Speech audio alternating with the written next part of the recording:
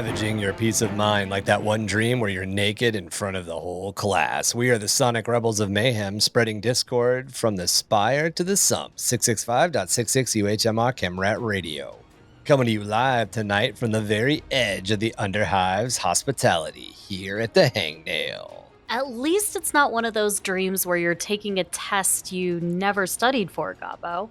Anyways, don't go naked this evening, Hivers. A third day of Hive snow is swallowing the sub-levels. At least it's not that toxic crap we had to deal with last month, but it sure would be nice if the Cog Boys could balance the weather compensators. Maybe I shouldn't have tactically acquired that one piece of tech. Anyway, it gives me an excuse to bust out all these classic Rondani Razor Crest furs. In other news from around the Hive, the Arcus Crucible Manufactorum collapsed last night, breaking through its foundation decking on sub-level 34. This catastrophe, being labeled as an industrial accident by the Administratum, dumped tons of heavy machinery, molten hot liquid iron, and thousands of pounds of finished goods into the Underhive, causing massive damage across the Corson and Haldeck Hab districts of sub-levels 35 and 36. With death tolls in the thousands and cleanup efforts barely started, rumors suggest industrial espionage may have been a more significant role in this disaster. Industrial espionage? No, I'll tell you what it is. It's that damn House Bowless Immobilis or whatever they call them. I swear they're hunting wayward chemrats for sports in the sumps. I'm the captain of this band of miscreants, the neon-splattered twin-axed aficionado Goblin King, thundering down the catwalks of life, even as she shreds the airways with her banshee wail. It's the scream queen of the Underhive, Emmy. It's the Underhive versus everybody, my new film about making music for the Hive and coming back home to the Hab Stacks every night will be screening at the Blacklight Theater. Be sure to check out the 8 sub-level. Always fighting to keep those artifacts exactly where they belong. It's our very own twin-fisted gunslinger, the rogue archaeo hunter Chac. And when we mean where they belong, we mean in a museum. Of course. And crushing stains as fast as he can break hearts, it's the deacon of decontamination, the master of mechanically separating vermin, Drew. Why is it every time some industrial level collapses, the pipes explode? I feel like this is strain on the toilets. Yeah, downward pressure is never good. I don't think we should have skipped on the plasteel and the flanges on that one. Yeah, first thing to go. Welcome to episode 130, Horus Heresy, Watching the Galaxy Burn Part 1. We're back to our march towards the Siege of Terra, and we have some great things in line for you guys in the next couple of episodes. But before we get started and jump into any of that, do you want to watch us do the podcast? You can do that over at patreon.com/underthehiveofmadness. Not only do you get access to this episode as a video version, where you can see our lovely faces and the things we're looking at on our screen, but you also get access to Patreon exclusive episodes that are about an hour to an hour and 10 minutes long each week.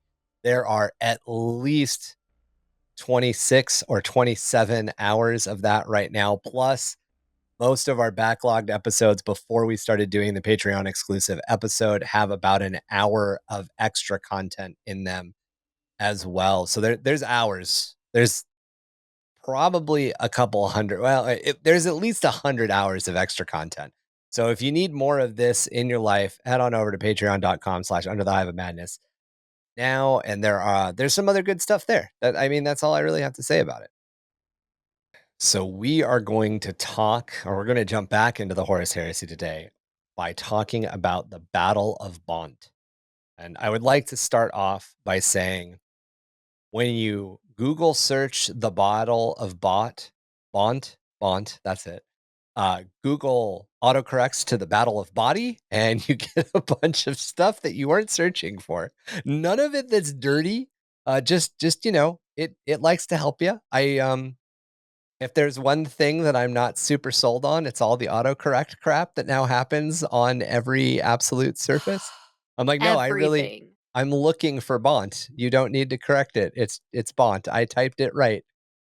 It's gotten to the point where my phone autocorrects to fucking when I try to type ducking. I'm like, no, I meant ducking this one time. For the first time ever, ducking was actually what I intended.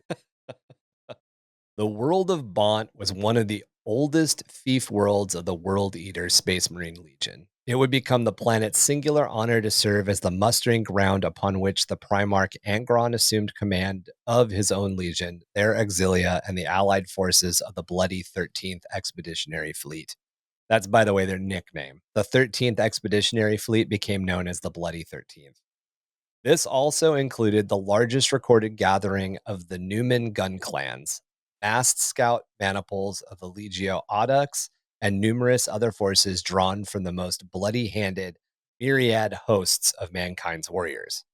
After his rescue, or kidnapping, depending on how you look at it, Kidnapping. Angron swiftly took charge of his legion, the Warhounds. However, in his youth, the Primarch had led a rebel force known as the Eaters of Cities for its members' wrath and violence, a title he would gift to his legion, making them the Eaters of Worlds. To his Astartes, the mutilated, reeking, wrathful figure that now stalked among them was their master, a savage messiah, a warrior greater than any had ever known, an exemplar of the brutal idea of honor and combat that sang to their very souls. For many under his command, he soon displaced the loyalty they had once only given to their emperor. He became their judge and general, a conqueror whose banner they would follow into the teeth of hell. It seemed to many that he had been given a surprising amount of leeway for such a newly invested Primarch, not needing to shadow one of his brothers while he grew into his command, or even to spend time with his newly found father on the front lines. With these steps out of the way and his world eaters now completely under his direct command, Angron swiftly made them ready for war. Angron got to skip a couple of steps there. Yeah. Well, like, that's the thing, though, you know, these days, and I think as they were kind of going into the crusade, they just had less resources to train the new hires, you know? Yes, Like, Angron was found pretty late. Exactly. It's the equivalent of, like, when you get your seasonal retail job and you have to, like, finish your training in 30 minutes on an iPad.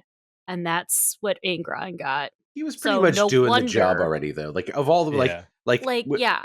like you know, like Rabute, he was like what, living some pampered life as some, you know, I don't know, he was like installed in the aristocracy, and you know, like there's a Yeah. bunch of like Fulgrim and stuff like that.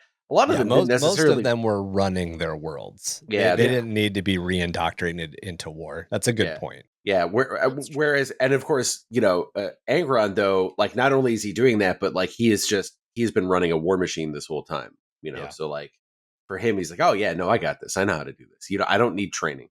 You can send me right in. You kind of got to wonder how much of it was that too. How much of it was I'm ready, coach, take me off the bench, and how much of it was just no, we need to get your style of warfare on the front line as fast as possible. You know, the front's destabilizing, however that breaks down. Mhm. When Angron and the massed armies of the Bloody 13th Expeditionary Fleet marched to war against the enemies of humanity, he left behind a world dedicated to maintaining and supplying the age of war he knew was to come. Bodt had been transformed from an arid volcanic world to a planetary mustering ground that was host to entire cities of barracks, extensive subterranean macro silos, and continent-spanning weapons testing ranges. Imagine like White Sands testing range, but the entire North American continent. Throughout the 2nd century of the Great Crusade, Bond's capital city of Tredicimia. served as a crucial center of power and might for the World Eaters. Legion aspirants inducted from the worlds they conquered were sent there to begin the implantation and indoctrination process that could see the strongest of their numbers transformed into post-human Astartes. The world also acted to host a large detachment of the Legion's Apothecarion, specifically to meet the needs of transforming aspirants into Astartes. The Numian gun clans and other cultures from which the auxiliary forces attached to the 13th Expeditionary Fleet were recruited were likewise mustered and equipped for war at Tredicimia.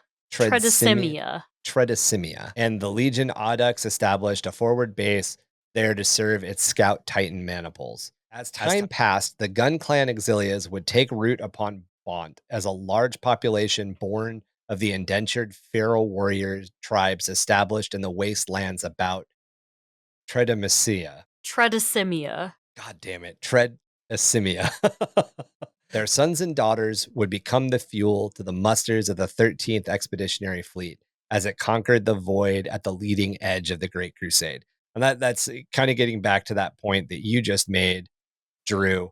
One of the reasons that it was so fast to be pushed through is because these guys are literally on the edge of the Great Crusade. They are the cutting edge, and they have to be. There's no other resources. Mm-hmm. They're already the gun fellas, the gathering of the juggalos that we're doing now. Like these guys are all trained. The gun clans. Yeah, the gun clans. Yeah. These are professional war dudes. They are ready to just get slapped in and push through. They start off as the branch of the World Eaters Auxilia, like Solar Auxilia. That's the name for these guys. They're the Solar Auxilia Numian gun clans, or Numan gun clans.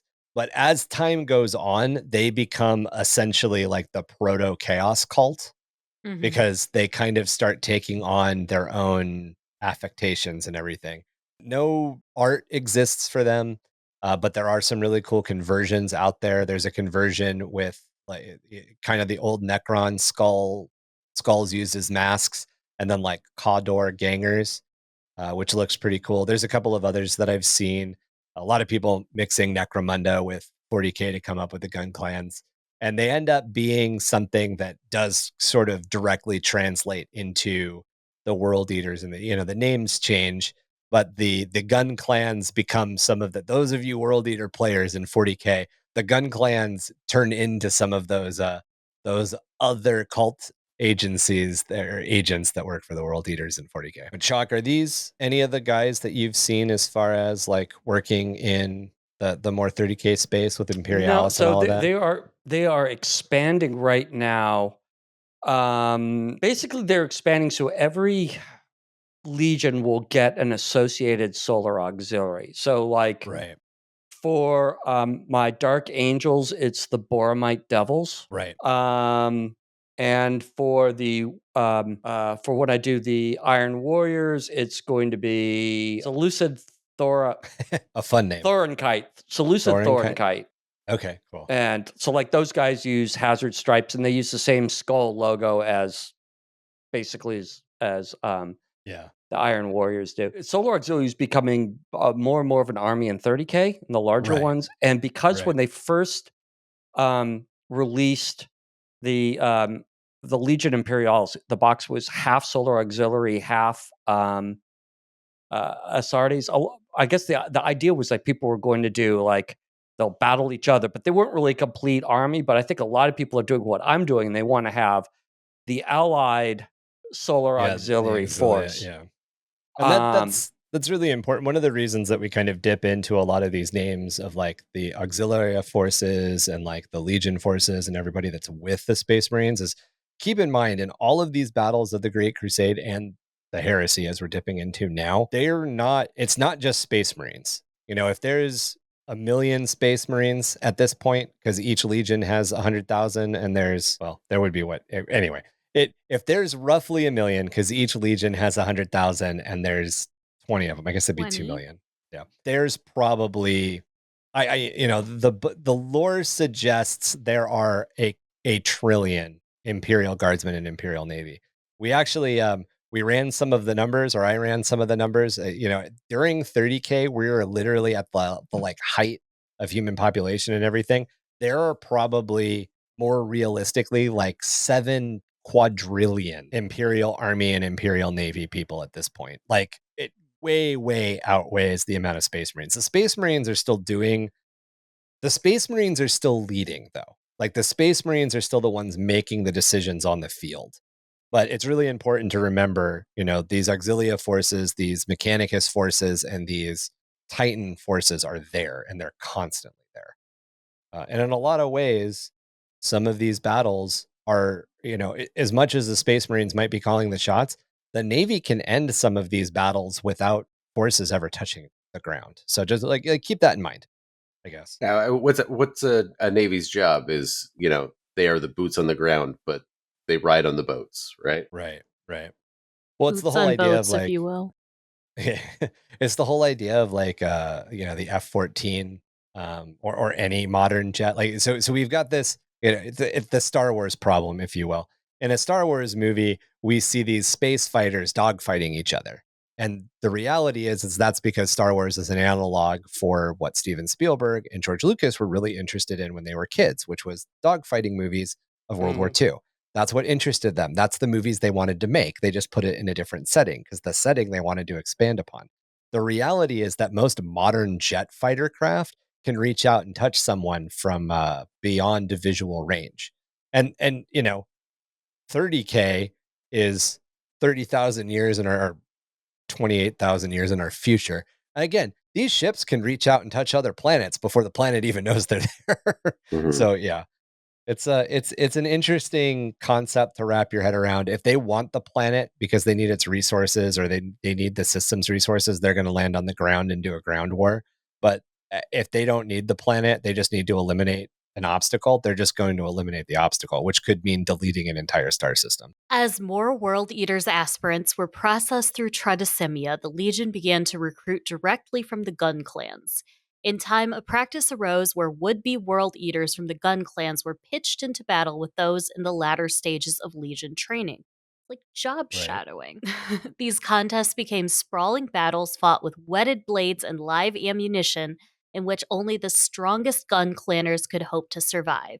Becoming recruits is now accepted into the World Eaters Legion's aspirants' ranks. A bitter codependence arose between the World Eaters and the Waste-dwelling clans, two factions that relied upon one another for their existence even while locked into a bloody rivalry. By the end of the 2nd century of the Great Crusade, Bodt was barely recognizable as the planet upon which Angron had taken charge of his legion, a fact mirrored across the legion itself. Always a tectonically unstable planet, the legion's unleashing of macro-scale weaponry across the surface and relentless, reckless, live-fire exercises had sundered its very crust. Rare became the day when the subsonic growl of shifting plates did not roll across the wastes. The shallow seas turned black and toxic, and arid lands, once host to thinly spread yet stubborn flora and fauna, were left scoured of almost all life. Planet-wide, the cadmium substrata was exposed to the tortured atmosphere. Only the very strongest of the wasteland-dwelling clans could survive in these poisoned lands, making the periodic battle trials their only possible escape. Tridecimia would continue to prove a vital asset to the World Eaters, becoming heavily fortified with an extensive network of defensive emplacements and underground bunkers. The weapon silos used to equip newly inducted aspirants expanded to hold weapons and devices the World Eaters had claimed as prizes of war, alongside standard armaments, conquests taken from the very edge of the known galaxy. Yikes. Conjures up an image in my mind of like this is the Mad Max world. I realize we've said that a couple of times before because a couple of them fit it, but this is legitimately the Mad Max world. Like everyone's trying to kill each other. The entire planet is absolutely wrecked. And have you guys ever heard a glacier shear? Yeah. In video. Yeah, in person, it hits a part of your like breastbone. It's not something you hear so much as something you feel. And just imagine the planet doing that under your feet as you're trying to murder, everybody next to you. That's wild. I like that the planet is falling apart, not because of like there are conflicts, but mostly because of all of the insane live fire exercises they're having. Oh yeah, like we got to test planet breaking, or we have to test continent breaking missiles. Let's do it on our own planet. I mean, if they're having fun. You're having fun. So what we're saying is like this planet is essentially the Fiji of the galaxy at this point. Yeah, exactly. Yeah. Bikini Atoll is happening here. Technology is considered too dangerous to exist, or those forbidden by the ancient writ hidden deep in the vaults beneath Tridecimia. These were weapons that Terra believed destroyed or never had knowledge of. Ancient and forbidden technologies, although ostensibly wards of the Legion, were to be tended to by a single order of the priesthood of Mars. It would be during the conquest of the Golgothan Wastes that the World Eaters formed a mutual compact with the so-called Crimson Priests of Sarum, a mechanicum domain Angron had delivered from the predations of the debased stellar empire of the Brotherhood of Ruin. Following their liberation from their ancient rivals, the Crimson Priests had pledged Angron their co-allegiance, some said over and above the fealty they owed to distant Mars. The Crimson Priests from then on went wherever the World Eaters went, and would come to pass that the induction forges and weapon silos of Tredemacia were tended exclusively by this ill-starred sect and their flesh-bonded tech thrall covenants. It's just crazy to think that, like, one, the World Eaters are capturing all this shit and they're not telling Dad. Mhm. First off, they're not telling Dad and Grandpa. They're hiding super weapons that no one's allowed by like the writs of Mars and Terra. You are not supposed to own this shit. Yeah, we don't. That doesn't exist. And then the Mechanicum, or at least the sect of the Mechanicum, is just helping them hide it. Kind of like the point that we just made about how many Imperial Army and Imperial Naval like personnel exist at this time. The Mechanicum is also here, and the Mechanicum is before the heresy splits. The Mechanicum is already having this internal war. In fact, Yeah. in a lot of ways, the Mechanicum has always been having this internal conflict. Because you have to remember that the Mechanicum sent out, they basically blind jumped through the warp, all these explorator fleets. And they founded forge worlds throughout the galaxy that had no contact with Mars. Right. They were independent. And it wasn't until the Great Crusade that they started being linked back up. Mars simply didn't have navigators, let alone the warp was restless and all. They didn't have navigators. There was like, most of the navigators had died, but that didn't stop them from sending out the fleets. And so Mars doesn't even know how many forge worlds there are. And there ends up being this weird thing that we haven't really talked about yet, but there's like 4 major forge worlds, and Mars is one of them. Yeah. And depending on who you are in the Mechanicum, you pledge fealty to Mars in air quotes, but you might be more aligned with one of those other forge worlds. And then one of the other things, to kind of get back to what Chac was just saying, some of the worlds had connections back to Terra or Mars through webway portals that the Eldar had built back, like essentially during the War in Heaven, stuff that predated the existence of mankind as an empire. So some of them weren't like sometimes you would have a forge world like in the ass end of the galaxy that could get orders directly from Mars instantaneously. So there would be like a couple of people that were compliant, but Mars the priesthood had essentially like fractured. You know, if you want to, I mean, not to draw, this is a very broad stroke, but if you want to draw the line there, think of like the Protestant Reformation. There were people who thought in the Church of Mars, there were people who thought we shouldn't be following this. We should be like essentially looking into dark technology. I don't think they called it dark technology yet, but essentially like that's like what it ends up. There was it was what they would call prescribed technology, because it was against the edicts of Mars. And part of that was also, of course, Xenos technology. And a lot of Forge worlds actually have a long tradition of exploring Xenos technology because they didn't have any connection to Mars. Like, it had been 10,000 years or whatever since they'd had any contact with Mars. They've built up their whole society. They've had all these conflicts. They've done all this stuff, and they're their own thing. Right. Some of them have STCs that have more information or different patterns than that can be found on Mars. I mean, was it Metallica's that the Forge world that basically hollowed out their world and put a sun in the center of it? Yeah. There's Metallic, and that's the thing. Like I said, there's the big 4 that people. Ryza is another one of them. Yeah. Which is the one that does plasma weapons? Ryza. I think they're the ones that specialize in plasma. We'll definitely get a lot deeper into it when we look more specifically at the Mechanicum, but as a faction. But yeah, they're just things to keep in mind. There are splinters happening. You know, we already covered the Schism of Mars. As we were talking about Bodt up until this point, this is all pre-heresy. But just, you know, keep in mind that Mars was already fracturing. The priesthood is already fracturing. Everything is already fracturing. And part of it, which, you know, the planet's crust is fracturing. Is fracturing.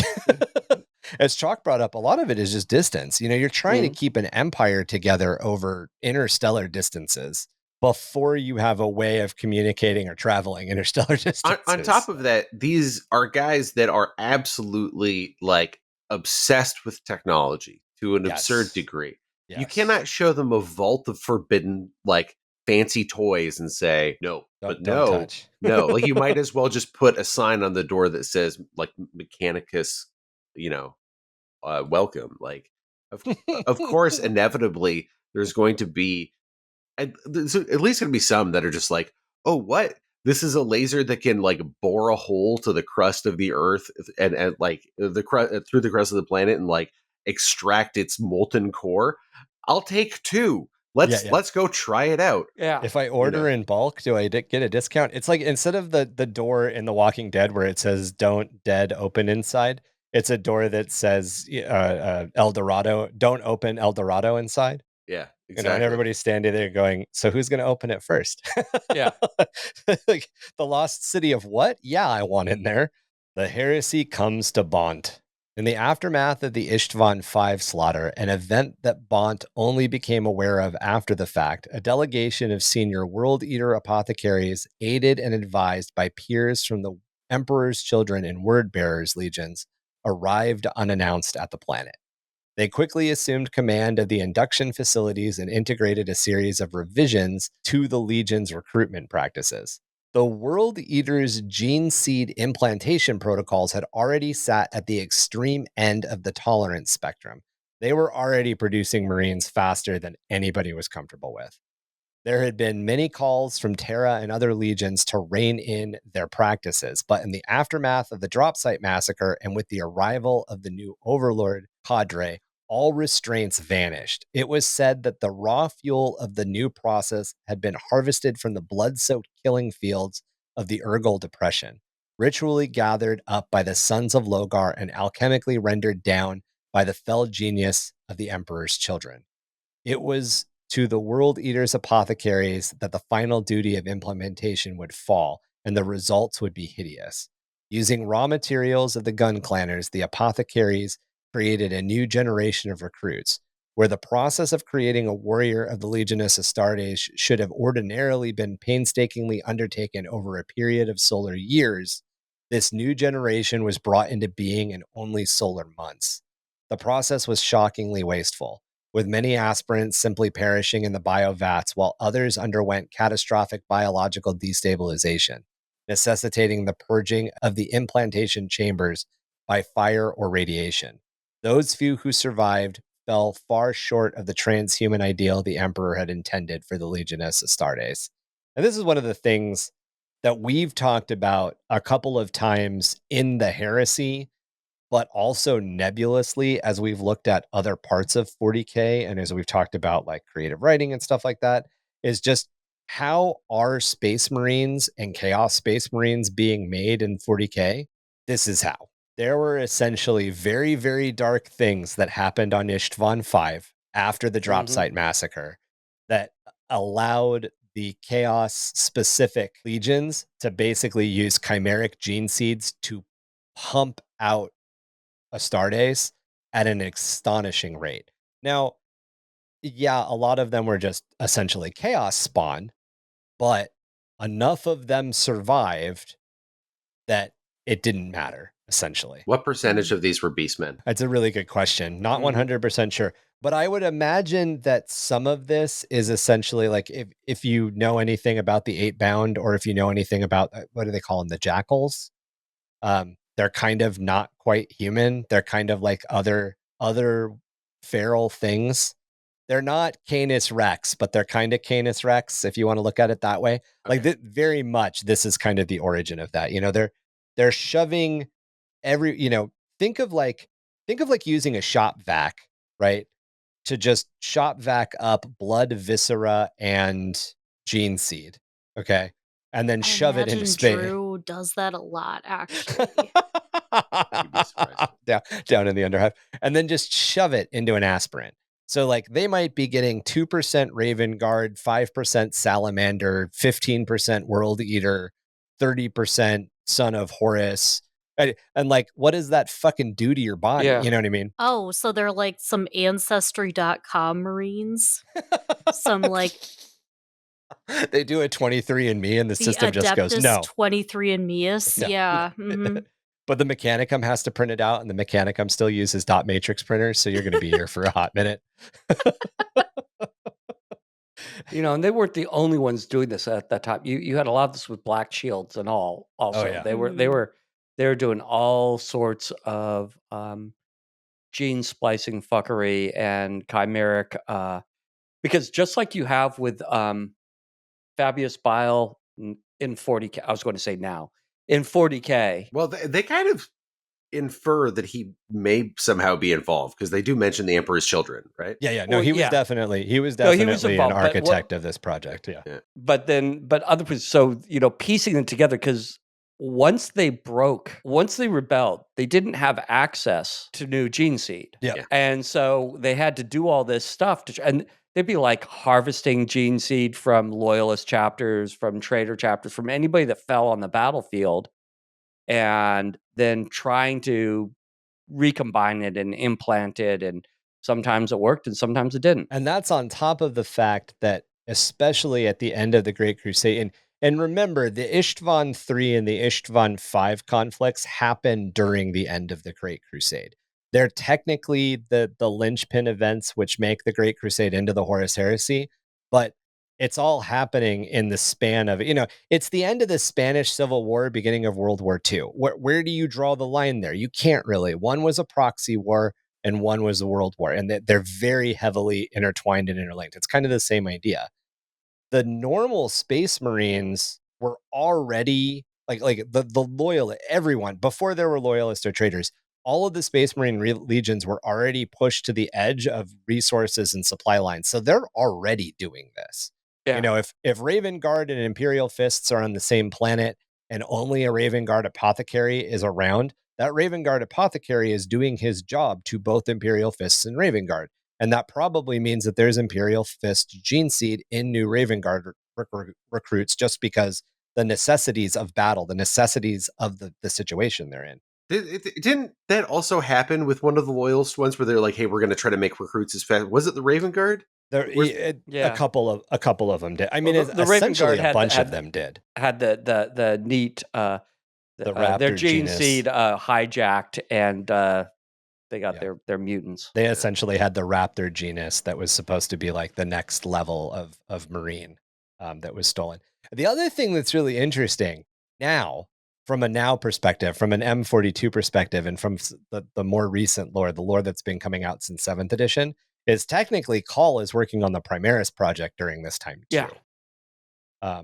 And we'll get into, as we get closer to the Siege of Terra, we'll actually talk about, Abaddon goes to Luna because the Luna Wolves are named the Luna Wolves because the Luna Wolves came out of the Gene Witches of Luna.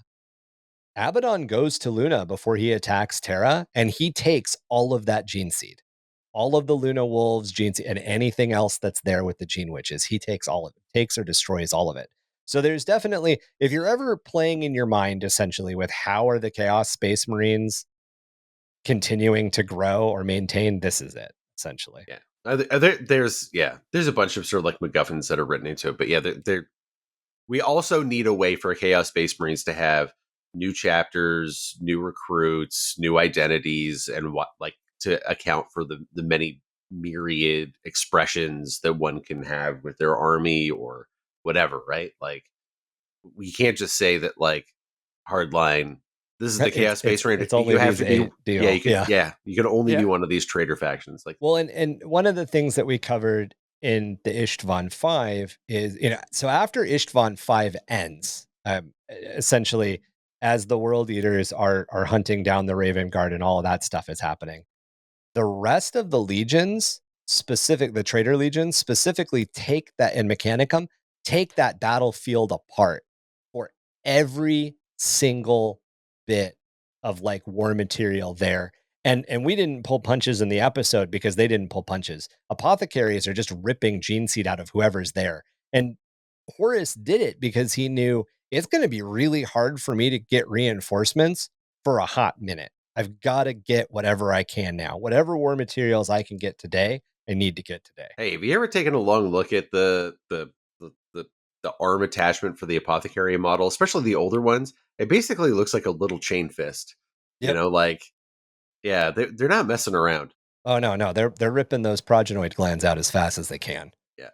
And that's what the apothecaria is for. You know, the apothecaria does it. To be fair, the apothecaria does act as battlefield doctors, but their primary job is to retrieve fallen gene seed and progenitor glands, like at the end of the day. Mhm. Even for the world eaters, these were monsters made flesh, their bodies swollen by forbidden processes and their brains flooded with burning, automatic stimulation that induced a permanent state of hyperaggression in conjunction after the fact with the butcher's nails. So they've already got all of this shit in their brain that makes them want to murder, and then they get the butcher's nails on top of it. The flash indoctrination protocols each aspirant received invested him with the stolen memories of hundreds of thousands of kills, a flickering montage of the warriors' lives and deaths cycling through their consciousness in an eternal loop. They're getting all of the past lives of the gene seed that they receive. From the moment each awoke from the gene vats, these new initiates believed himself a red-handed champion and a veteran of countless wars.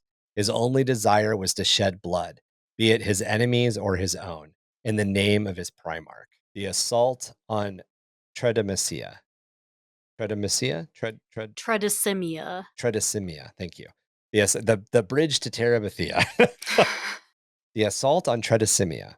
In the middle of 008.M31, Bodt fell under the baleful gaze of an orphaned subject of the betrayed and slain Primarch Horus Heresy. Although his heritage perhaps bore more in common with the masters of the World Eater's Fife world than that of his sire, this warrior was Autek Mor, Iron Father of the Morgul clan of the Iron Hands Legion. Autek Mor's flagship, the Red Talon, was one of the first Iron Hand vessels to arrive in the Ishtvan system amid the titanic void battle between the Loyalist and traitor fleets.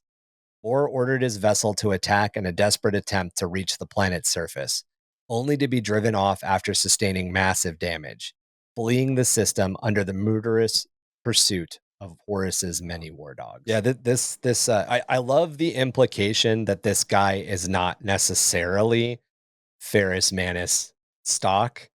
There are a couple of characters that fall into this. There's a famous world eater, as a matter of course, who we'll probably talk about in a future episode in a little bit more detail, who ends up on the loyalist side after the split. But like, there are indications that he is actually a Thunder Warrior because he's bigger than all other Space Marines by a considerable margin, and he definitely isn't related to Angron. And this is one of those cases too. The implication here is that Autek Mor is probably Terran born and may or may not at one point have been a Warhound and then was moved over to being an Iron Hand, but they don't go into it. It's just a little teaser. It's one of those little, it's the room, a great place to exist in, a great place to write in. We talked about this a couple of episodes ago, is in this like rumored place, right in this rumored space. And that's exactly what G-Dub is doing. Yeah. Can we throw dispersions and rumors at this guy's feet? Hell yeah, let's do it. It's a little pickle tickle, you know? Yeah, yeah. It's a little picadillo. Yeah. Just don't, yeah, you don't want to go right out and say it. Like, because you want to leave some mystery. It's more interesting that way. It's more fun. Right. Exactly. As the Imperium reeled, Autek Mor began his war, one fought beyond the sight and staying hand of the War Council on Terra. His forces would swell as remnants of the Imperial Fist Legion, other Loyalist legions, and the Agathon Solar Auxilia, who had opposed the War Master Horus during the Manichaean War, would join his cause. But Mor amassed not just allies but enemies as he fought on, for he had made a point of taking prisoner key traitor officers and administrators for each world he struck. It was from these captives that Mor learned of the nearby World Eater's world of Bodt, and his suspicions were confirmed when the Imperial Fist communicated that they had encountered and engaged several traitor Dark Mechanicum conveyances vessels flying the warp lanes linking Sarum and Bodt.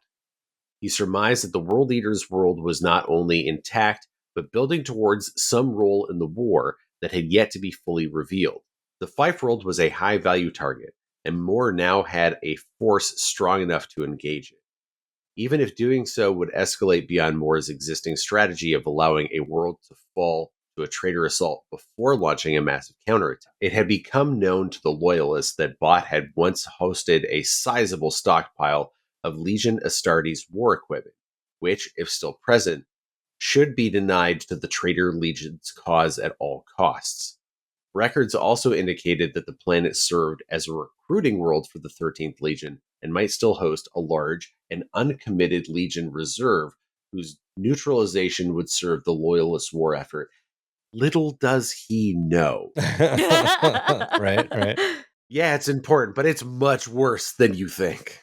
One of the things that we had a discussion on our Discord server in our community not that long ago that was essentially like, if the Loyalists and the traitors are as equally matched as the books lay out, why didn't Horus immediately push to Terra like within 6 months of the Ishtvan crisis or the Ishtvan That's atrocities? not how wars work, first of all.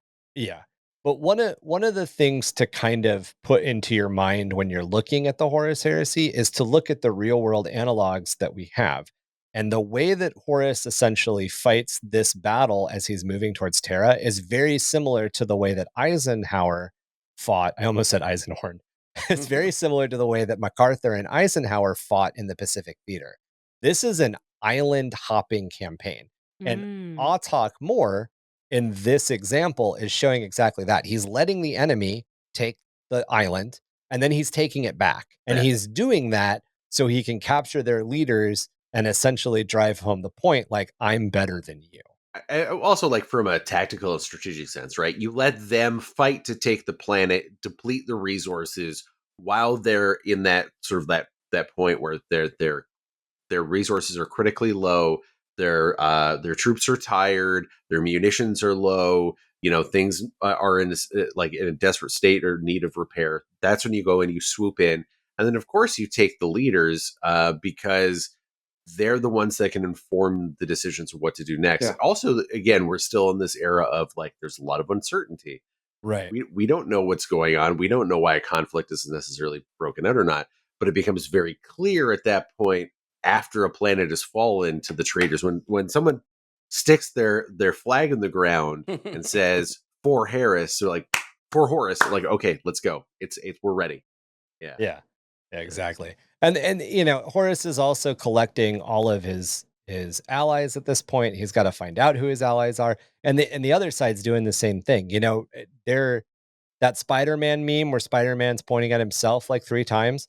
That's happening a lot during this time because like loyalists don't know, you know, and we've already talked about how the Dark Angels are doing it to each other. Half the Dark Angels don't know if the other half the Dark Angels are loyalist or not. Yeah. Like it's happening. It's a thing that's breaking down. And of course, at the same time, you've got the Imperial Navy and the Imperial Army that's here as well. And, you know, 100,000 Marines is scary as fuck. 100%. A full complement of Solar Auxilia is scary as fuck, to the point where the Space Marines are like, I don't want to fight that. And like very much realize, you know, because in 40k, the economy has shifted quite a bit. At this point, a single Space Marine can probably take on a guard company easily. You know, he'd have to work for it. He'd have to fight for it, but he could probably do it. In the 30k timeline, like 2 Solar Auxilia or a really good Solar Auxilia can take down a Space Marine. Yeah. Mm-hmm. Well, especially because they have access to technology that better armor. Yeah. They have like Volkite stuff and stuff, like stuff that they can penetrate the Space Marines armor with. Like, you know, when we jump back to the 41st millennium, they've got las guns. Like, there's a reason why they are equipped with some of like the worst armor penetrating weapons. You know, it's I imagine it's probably also a little bit by design as well. You know, a little bit of like the knight crossbow thing. You know, like maybe we don't give the peons the weapons that could kill us easily. But like on top of that, in 30k, it's a little bit closer to the Ghoul in the Fallout series. The Ghoul talking to the dudes in power armor and being like, oh, I fought with one of those in the war. If I remember, there's a weakness in the armor right here. And then he just fucking murders like 2 guys with a fucking revolver, that's a little bit more akin to what was happening during the heresy. Like, some of the Solar Auxilia were in better armor than the Space Marines were. Not because the Space Marines had access to worse stuff, but because the Solar Auxilia at that point was making their own. And yeah, so the Solar Auxilia has its roots in the Saturnine Polites, which are essentially, so as the Emperor expanded into just the Sol system, first he had to deal with Mars, and that's the big one that we all talk about. Yeah. However, the next major hurdle was Jupiter and Saturn. And Jupiter and Saturn were ridiculously good at being navies and at being like ground troops, like soldiers on the ground, to the point where the Emperor was like, if these guys don't willingly join with me, I'm dead in the water and they will take Terra. It doesn't get talked about that much because, like, in the 40k timeline, that's all one entity. Everything in Sol system except Mars is Terra. And that's because when the Emperor got out to Jupiter and Saturn were like, oh, thank God the homeworld is still there. Yes, we want to be part of you again. There was a cultural reason to rejoin without thinking about it. However, if Saturn or Jupiter had wanted to take power at that moment, the entire story we've talked about would be different. The Space Marines would not exist. And like, it's just, in the Imperial Guard level of talking about lore in the game, it's laughable. It's silly to think that way. But in the Solar Auxilia level of the game, no, the Solar Auxilia very much could have won this war easily. And then there's possibly quadrillions of them. Yeah. They actually, from a resource standpoint, Space Marines don't make that much sense. Yeah, they're shock and awe. They're 100% Blitzkrieg shock and awe. Yeah, you did not need that many. They spent too much money on the Space Marines. The whole Primarch project, no. If they just like built up the Solar Auxilia and gotten a lot of those, it would have just been fine. And they had gene modified, basically Solar Auxiliary too. That was, you had the remnants of all the gene modifications that was going on Terrace. You had the what is the Chiliad 5-2. Geno Warriors and all. And one of the Polites in Saturn, I can't remember which one, but one of the Polites in Saturn, the Warriors were gene enhanced to be able to survive in vacuum for a certain amount of time. It wasn't like, we're not talking like days, we're talking like hours, but considering like a normal human maybe has like 30 seconds, these dudes are able to survive without a suit on for like an hour in open combat. And they're just men or people, I guess. We shouldn't, lightly genetically modified. Lightly genetic, but yes, yeah, exactly. The other thing to kind of keep in mind, and definitely in lieu of Space Marine 2, which is really, really popular, and I'm sure if you just found our podcast, this is your first episode, there's a good chance you played Space Marine 2. The company that made Space Marine 2 made a little tiny game attached to a little tiny property no one's ever heard of, called World War Z. And World War Z surrounds a monster that almost no one knows about, called the zombie. Okay, so now that I've told my jokes, zombie fiction always deals with this idea that no matter how well trained or how well supplied you are, at a certain point, the attrition of the situation is going to win. And that's kind of how you have to look at the Space Marines, especially versus humans. Yes, a Space Marine can probably wipe out hundreds, if not thousands of humans. However, the 1,000th and first human is going to get him. Or like just the blood and viscera is going to slow him down. You think about putting an armored knight in combat with a bunch of zombies. The knight's going to hold his own for quite a while. But if the knight can't move, at a certain point, the zombies are just going to tear him apart. Like there's too many of them. Like, try to balance all of this stuff in your mind as you're thinking about this, because the way that Space Marines are presented and coded in 40k is that one of them can take out, one Space Marine can eliminate the entire Eldari host. Well, no, if that was true, it would have happened. 1, 2, the Eldari are just as scary. 3, I mean, look at what Tyranids do to Space Marine. I mean, take all of it, because I and this is specifically because we make content around Warhammer 40k and we all get questions about this. I've gotten questions about this specifically where people have been like, why are Space Marines not as badass in Space Marine 2 as the lore suggests? And it's like, well, because the actual lore supports the game. Mm-hmm. Yeah. The reason that a Tyranid with blade arms is able to tear you apart, even though it's smaller than you in the game, is because that can happen in the lore. That's not the way that the like meme lore is presented. The meme lore is presented as like the Space Marines are angelic gods. And that's because the propaganda of the Warhammer 40k universe says they are angels and gods. Right. But they still bleed. They do. They do. And what there isn't there a famous quote about, and if you can make a god bleed, you can kill it. I think that's it. I think I don't remember. I think it's from Greek mythology too. I think it might be from a Zex. If it bleeds, I can kill it. And I just made that god bleed or something. Is it a Zack Snyder quote? Probably. No, well, no, like If you could make God bleed, people would cease to believe in him, is from the 2010 movie Iron Man 2. You're thinking of Predator when they like when they pick up the blood and they're like, that's right. He's like, it bleeds. If it bleeds, you can kill it. Right. Okay. Yeah. Got you. I do like that Emmy looked it up though, and it is a quote. Yeah, it's it's the Mickey Rourke character in Iron Man 2. That makes sense. Yeah. So to get back to the Battle of Bodt, Autok Moore's first objective in the assault on Tredesemia. Tredesemia. Sure. Was symbolic and pragmatic. As the Red Talon fleet raced towards Bodt, it came upon its lone moon, a body bound in a far-ranging and sharply elliptical orbit. So it's basically like our moon is roughly in a normal not spherical, circular orbit around our planet. It's got a little eccentricity. Yeah, it's a little one. A sharply elliptical orbit means it's going essentially way above the plane in a very like exaggerated ellipsis. So an oval, a very exaggerated oval. Yeah. We're not talking just like simple egg. We're talking like beep. Yeah, we're talking like like hot dog.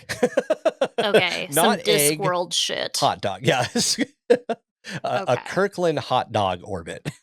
Yes, a Kirkland hot dog orbit. At the point they came across it in its transit, the satellite was closing on Bodt, affording Moore a singular opportunity. The Iron Father ordered the moon be violently shunted by a fraction of a degree from its course using what remained of the Red Talon's stocks of high-yield void ordnance. As a result, instead of passing Bodt at 500,000 kilometers or so, the satellite was then sent upon a course that would strike the planet within hours with an apocalyptic force far in excess of any weapon of mass destruction in the Loyalists' arsenal. So just so everybody knows, Abaddon is not the only person who throws moon-sized objects at planets. The Loyalists do it too. Yeah. While the World Eaters and their allies would no doubt be thrown into disarray by the spectacle of the flaming moon, Moore knew that it would take a far greater effort to render them incapable of standing against the next phase of his assault. So this is essentially, he's closing in. He doesn't have the weapons to break the planet, but he does have the weapons to nudge the moon. And he can outfly the moon to get to the planet first to assure that he can do whatever he needs to do, and then the moon will take care of the rest. The Skaven really, really like this plan. They 100% got that. They were like, this Autok dude, he's Clan Skyer. Yes. This is some Clan Skyer shit. Right. Because of the next phase of his attack, he ordered a massive orbital drop, the size of which would be nigh impossible to contend with. However, the sheer weight of fire the surviving defense batteries sent up reaped a deadly toll. But even as the guns claimed a dozen drop pods, 24 more were able to set down in its flaming wake. By the end of the 4th hour of the assault, the Iron Hands and Imperial Fist legionaries pressed outwards from burning drop zones, bringing overwhelming fire to bear upon the defenders. I do like that it very specifically mentions the Iron Hands and Imperial Fists are fighting together in all of this. But yeah, so he essentially sends the moon on a crash course, and then he races in front of it, as I mentioned earlier, to land on the planet ahead of time. There's a character in Naruto Shippuden who has a jutsu kind of similar. He sends flaming planets at moons. Wait, He sends flaming moons at planets. What's it called, Emmy? Nagato, aka Pain, has a jutsu called the Planetary Devastation Jutsu, and he can like pull Earth together, make it all do the fusion dance, and then throws it at the Leaf Village, and yeah, Naruto gets so pissed he turns into a giant fox demon and kicks his ass. It's great television. Got you. I am just in my head though, picturing like all of the Naruto hand symbols and then Blackstone it's a Fortress just like materializes in 100%. the Yeah. sky. Mm-hmm. This does, I'm not sure if this story predates the fall of Cadia or not. I'm imagining it probably does because this is relatively early in the Black Library's writing, but I have no way of confirming it. That's not something I fact checked. It's just me throwing out opinion. But this does very much have heavy Abaddon throwing Blackstone fortresses around vibes. Yeah, like it's the same tactic essentially. Oh, Nagash did this with the Bass Pro Shops pyramid that he controls he did. with his brain. Yeah, the Bass Pro Shop. It is like the Bass Pro Shops pyramid that he can control with his psychic brainwaves. If you prefer the Luxor in Vegas. Okay. No, it's 100%. It's the Bass Pro Shop pyramid. You know what's going to happen, right? What? So in 10,000 years, not 10,000 years, in like 4,000 years, there is going to be a civilization that's going to wonder what exactly these two pyramids and what used to be North America meant. They're going to be like, what did these mean? And there's going to be all these theories and no one's going to fucking know. Somebody's going to be like, it was a giant power station. And we're going to, actually, you're kind of right. You're find all these like fish fossils in the eastern one, right? They're gonna see all these like weapons and like arrowheads and stuff in there.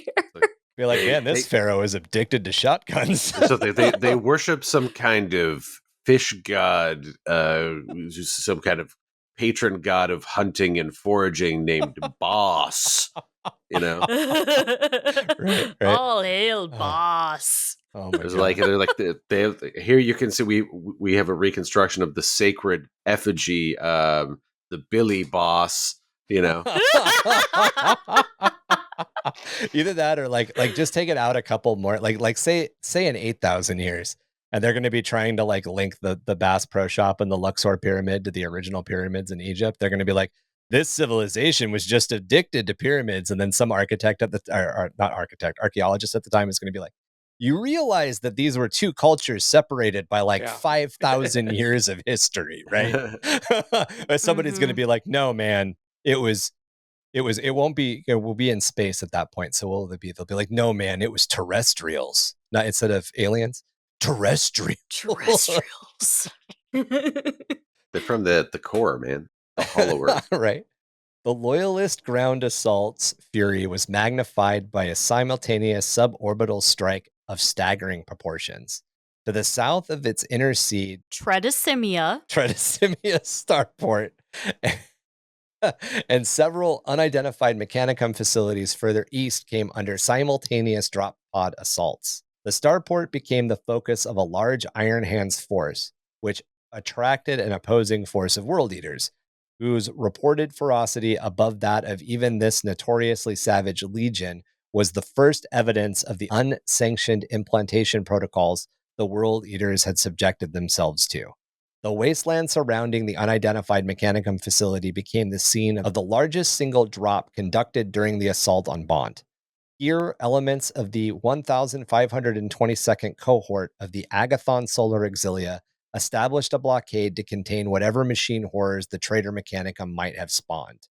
The assault on the silos started in the 5th solar hour of the operation and represented the most significant moment of risk for the attackers, with the bulk of the defenders of the macro silos swarming eastward to give battle to the Iron Hands heavy units deployed there. Antak Moore was then able to commit to the true objective of his operation. So again, he drops all of his forces somewhere where he knows his enemy. Big point. He knows his enemy. He drops a massive force and the World Eaters are like, fuck it, we're going there. And then he's like, okay, now let's do my actual objective, which, we haven't talked about. And he's operating this is like the heist, the heist movie. Yeah. He has to pull this off before hour 8 hits, because at hour 8, the moon is going to just come on down and shake hands. This is like a season of 24. Like, Jack Bauer's got to get this going by episode 8. Right? Or it's all over. You're going to make me find that sound now? This operation was led by the Iron Father himself and spearheaded by Mor's elite Gorgon Terminators at the head of the Morgul clan company. Of note to his force organization, he had been able to replicate the Gorgon pattern technology personally, even as a war exile. As the burning moon loomed in the tortured skies, Autek Mor ordered his warriors to form a ring of impenetrable steel about one of the silo's entrances. With a sharp order, he forbade any of his warriors from following in his wake, no matter what occurred, either above or below. Then he passed through the breached armored portal and descended the steps into the Stygian vaults below. In the final solar hours of the assault, the World Eater's fief world was known to have entered a new and still more savage phase, heralded by the burning moon, which drew so close that the entire upper atmosphere appeared to have been set alight. By the 6th hour, the fighting reached a climax. Both sides suffered and inflicted a gruesome death tally. Even as the entire world now seemed inevitably doomed, the invaders' objective in launching their attack might now be doomed itself.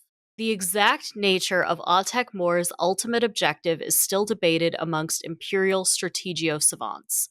Still, whatever it was, the Iron Father had determined that it was worth the cost and blood the invaders were paying across Tredasimia, while the Iron Father was apart from his force in the vaults beneath the macro silos. Whatever he saw in the underground vaults, his mission took too long. As the burning moon waxed so large it consumed the entire sky, the warriors fighting one another across the surface resigned themselves to their fate and redoubled their efforts to exact what vengeance they could before the end. This is a Roland Emmerich film. Yeah. I mean, literally, was it called Moonfall? Yeah. Moonfall? Yeah. This is not a good film. It's a very silly film. I shouldn't say it's not a good film. It's a very silly film. It's because it's not that the moon is falling. It's that the moon is a giant spaceship with an artificial intelligence in it, and it is heading towards Earth for reasons.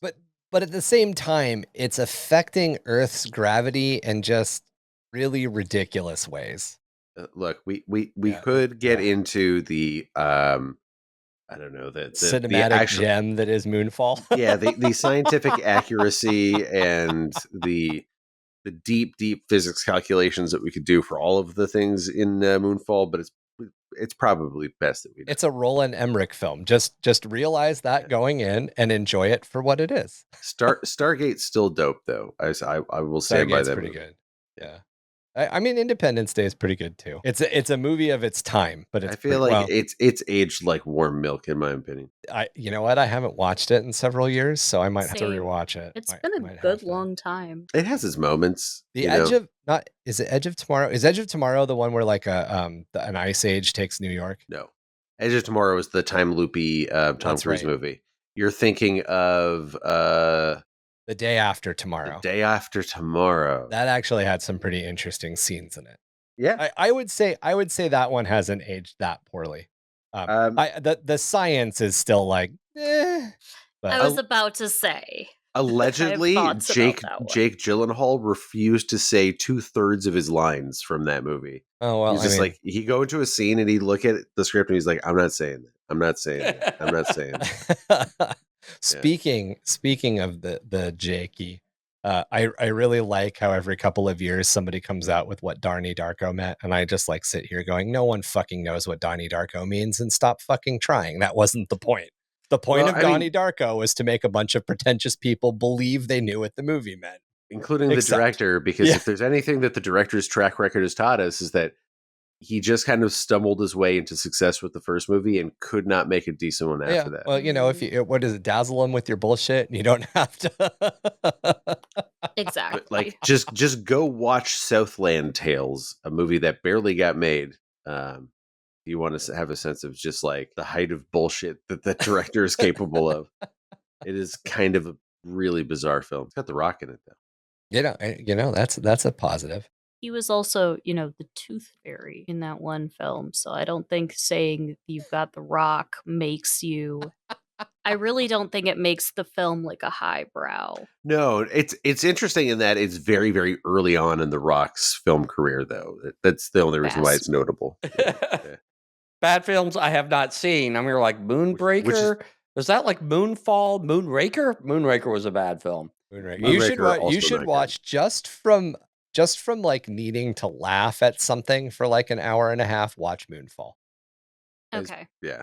When all seemed lost in the coming doom of Bodt, Atek Mor finally emerged from the macro silos. In one hand, he bore his ancient paragon blade, its edge jagged from scores of nicks. On the other, his Volkite charger's induction coils aglow like red-hot coals. But the object he held in the grip of his back-mounted servo arm gave witness to his true mission, an ancient stasis casket. Its flanks etched with the arcane sigils of the inner order of the Emperor's Terran gene rights, who, under the guidance of the Master of Mankind, had brought into being the Primarchs and the entire Legion Astarte. Atek Mor witnessed the destruction unleashed across Tredesimia and spoke a single word of command, the order to withdraw. Within moments, it was enacted.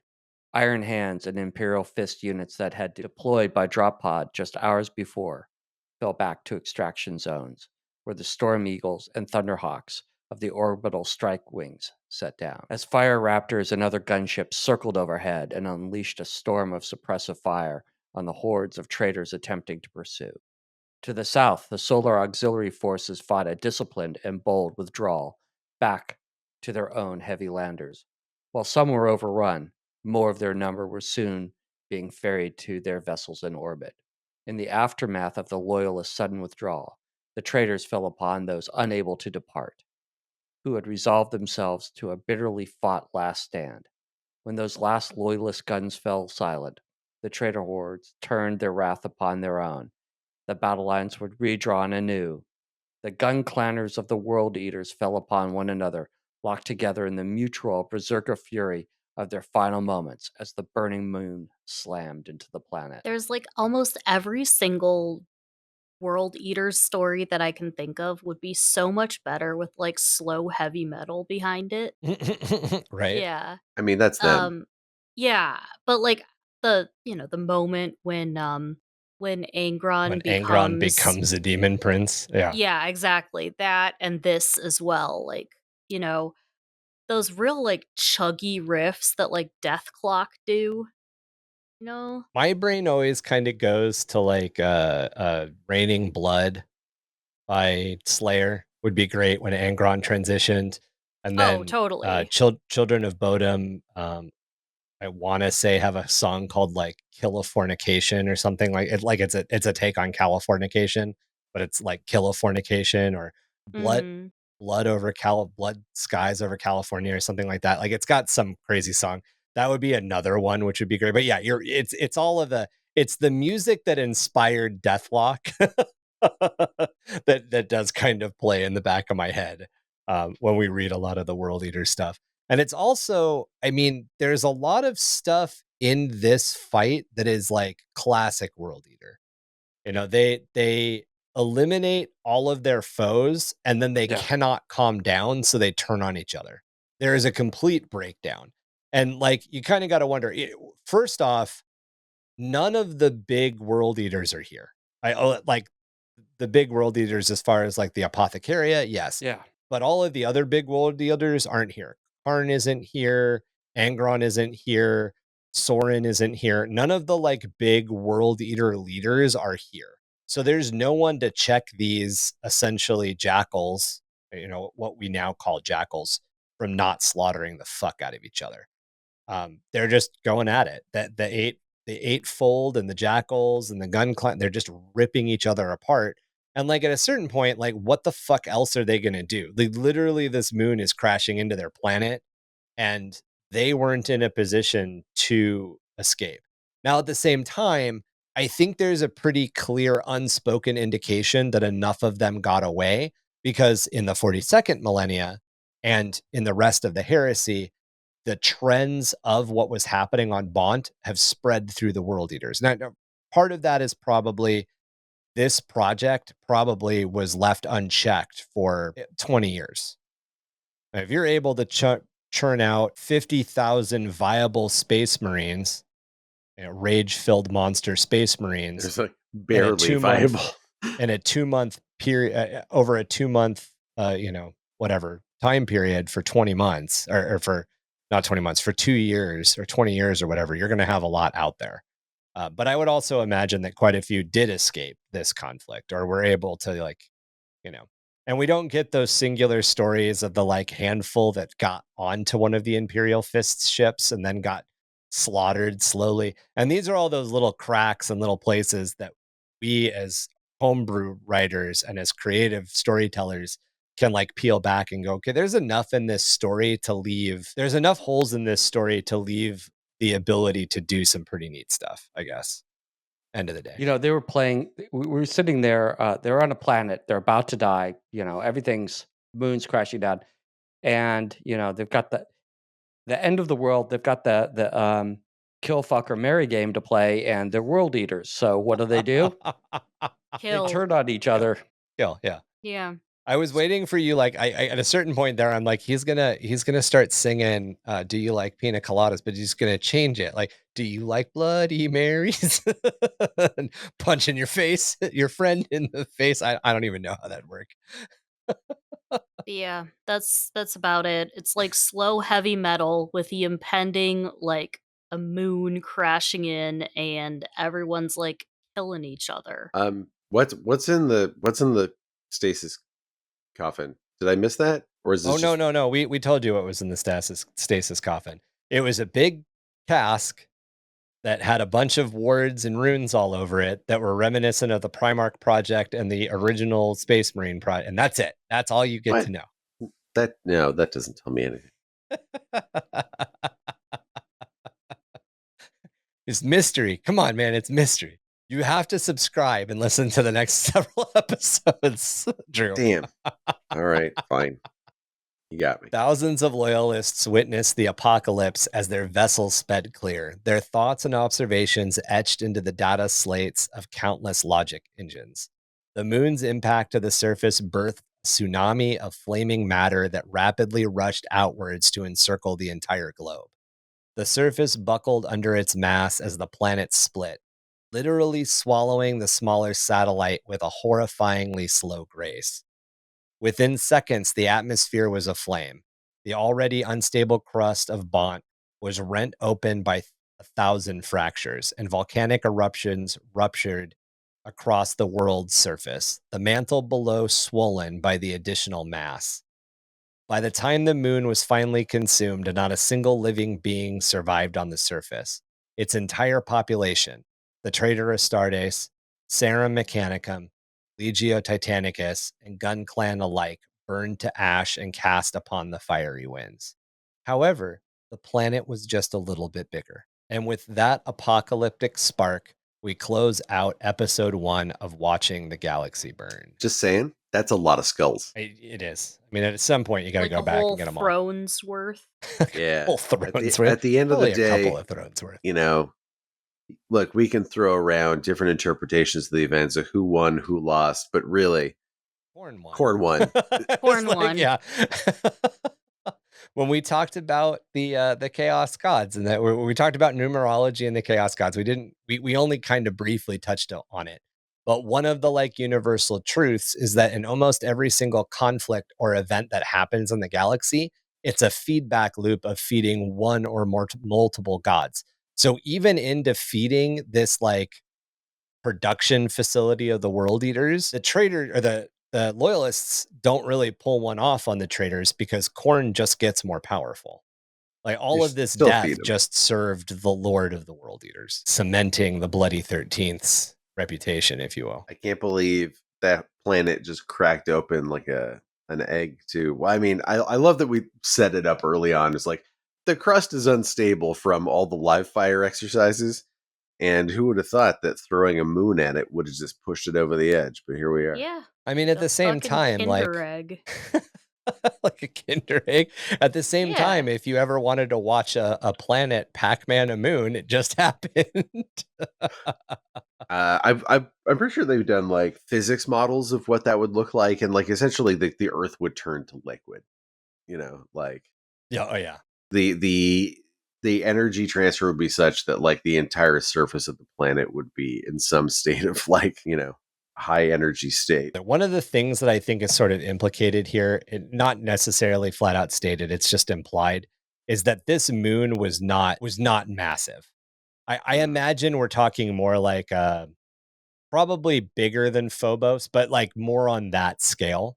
And we also don't know what size this terrestrial rocky world was. Is it a super terrestrial planet or is it a terrestrial planet? Want to get into contact with us about this episode or the show itself, reach us by email at underthehiveofmadness@gmail.com. Join our growing community on Discord and become part of the conversation about existing lore, world building, gaming, and much more. You can find the podcast on Facebook, Instagram, TikTok, and YouTube.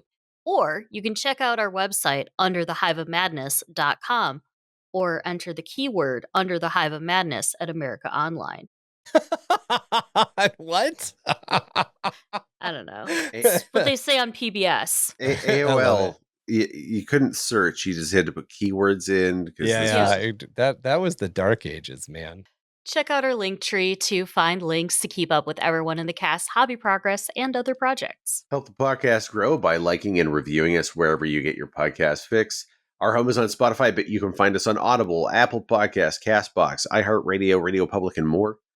As always, links and spellings can be found in the show notes. Support us through Patreon at www.patreon.com/underthehiveofmadness. And for fantastic, never mind. I was going to throw out something for MySpace, but I can't remember what they. Okay. You remember the horrible MySpace? You could like format your own page. Yeah. Yes, I remember those. All the gifts. Become part of our top 8 on MySpace. Oh, that's right. I had a MySpace account back in the day. God. Oh God, same. I wonder if I still have it. Is it still hanging out there? They all got converted into new. I went down this rabbit hole one day and looked up my old one. The software, not the software, the front end has all been redeployed, but like whatever you had there is there. It's just in their new format. I don't remember I have no idea what email I would have used to sign up for it. It was an absolute like it took me like 8 hours of internet sleuthing to figure it out. But anyway. Support us through Patreon at www.patreon.com/underthehiveofmadness. And support us at we still doing the 3, 5, and 9? We still have a couple of those left? Yeah, we still have a couple. We have a couple of memberships at $3, $5, and $9 a month still left. Join now. You can see our pretty faces when we do these podcasts. And those are going fast. And then we're going to be raising our rates just a couple of dollars. Join a fantastic crew of hivers for access to extra content and a chance to snag some cool merch in our monthly giveaways. Do we have a GeoCities? God, I had one of those. We have an Angel Fire. Oh my God, man. Some way back shit right there.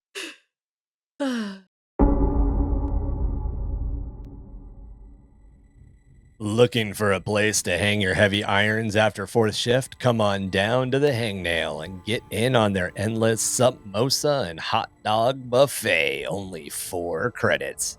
The Hangnail. Remember, it's neutral territory for all Hive gangs, even those who carry badges. We are the uncanny survivors of the long and maddening winter. 665.66 UHMA Chemrat Radio, reminding all of you Chemrats, Hive Mice, and some ghoulies to keep those dials fixed right here. Same ratty frequency for a dose of the same ratty-ass attitude. Deep down in the hive where shadows crawl, the 4-armed emperors waits for us all.